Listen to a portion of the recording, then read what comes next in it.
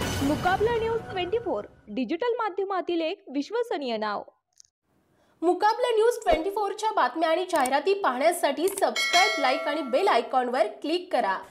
श्रीमद भागवत कथा दिवस पहिला श्री ज्ञानेश्वर संस्थान पुसद येथे उत्साहाने साजरा। विदर्भाची पंढरी पुसद येथे श्री ज्ञानेश्वर संस्थानमध्ये चातुर्मास समाप्ती आणि योगीराज ज्ञानेश्वर माऊली संजीवन समाधी सोहळ्यानिमित्त संगीतमय श्रीमद भागवत कथेच्या पहिल्या दिवशी कथेचे प्रवक्ते आचार्य परमपूज्य बालयोगी स्वामी गजेंद्र चैतन्य महाराजांनी श्रीमद भागवताचे महात्म्य सांगताना, हे कथामृत असून हे अमृतापेक्षाही सर्वश्रेष्ठ आहे। हे कथामृत स्वर्गात देवांनाही दुर्मिळ आहे, म्हणून म्हणतात की स्वर्गीची ते अमर इच्छिता ती देवा मृत्यू लोकी व्हावा जन्म आम्हा नारायण नामे होऊ जीवनमुक्त। श्रीमद भागवत कथा एकाग्र चित्ताने श्रवणे केली तर चारीधाम सप्तपुऱ्या केल्याने लाभते, तेवढेच अधिक पुण्य लागते आणि वैकुंठ प्राप्त होतो। भागवत कथेच्या श्रवणाने पुण्यवानाचा उद्धार होतोच, पण पापी जीवाचेही कल्याण होऊन त्यांना मुक्ती मिळते। यासाठी त्यांनी आत्मदेव आणि धुंदेली यांची कथा सविस्तर सांगितली आणि गोकर्णाने आपला पापी बंधू धुंदकारी याचीही कथा सांगून उद्धार केला।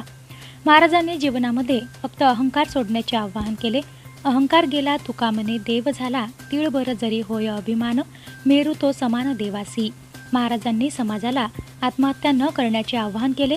महाराज म्हणाले, जीवनामध्ये कितीही आणि कोणतेही पाप घडले तरी त्यावर प्रायश्चित्त घेऊन त्या पापापासून मुक्ती मिळवू शकतो, आत्माचा उद्धार करून घेता येतो।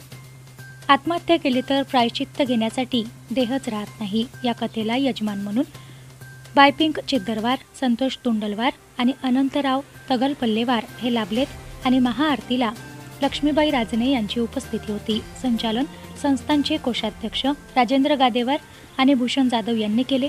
आजच्या कथेला 400 ते 500 भाविकांची उपस्थिती होती। त्यानंतर आरती होऊन प्रसादाचे वाटप झाले। मुकाबला न्यूज 24 डिजिटल माध्यमातील एक विश्वसनीय नाव।